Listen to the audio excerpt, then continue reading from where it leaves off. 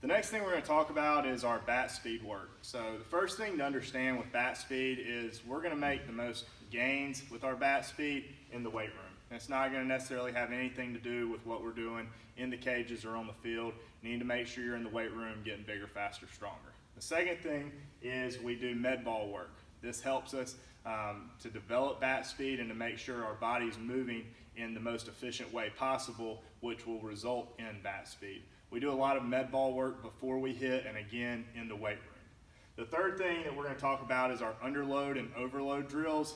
This is going to be the most baseball specific way to develop bat speed. So you'll notice that when we do our underload and overload, that we're going to use different bats. This is going to be an example of an overload bat. When we say overload, that means it's heavier than your game bat. So if I swing a 33 ounce bat, we're going to make a 33 inch bat, 30 ounce bat. We're going to make an overload bat be 33 ounces. The way we do that is we use a regular 33-30 bat and we use lead tape on the end of the bat. We wrap it up, and it's a really cheap way to make a heavier bat. You want to make sure that you don't go too heavy. We try to keep it around 20% of the bat's weight that we use for an overload bat.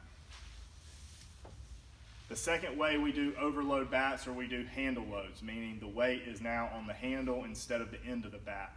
The way we make our handle load bats are we use 3/4 inch washers. We've used 3 of them, and each one of those are going to be an ounce. We tape that around the handle of the bat, around the knob, and we have that be our weight. Again, changing the weight distribution of the bat.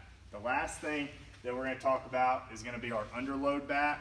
We actually have a bat that's 33 inches and 27 ounces. It's made to be an underload bat, but you can also use fungo bats and hit tennis balls. That's a great way to use an underload bat too. So using all of these together with our game bat is going to challenge our body to move in different ways and to swing different weighted bats, and that will ideally result in more bat speed. The last thing and most important thing to understand with bat speed is going to be optimum versus maximum. And what we mean by that is we have our hitters with an optimum swing. We don't always want our hitters swinging their maximum bat speed. So we may say, hey, your optimum bat speed isn't necessarily as hard as you swing the bat, but it works best for in-game results. So we really have to understand what we're trying to do with bat speed, when we need to add bat speed, and when we're in a good solid place with our optimum swing. So that's going to be all of our bat speed work. Today we're going to mainly be showing you underload and overload work.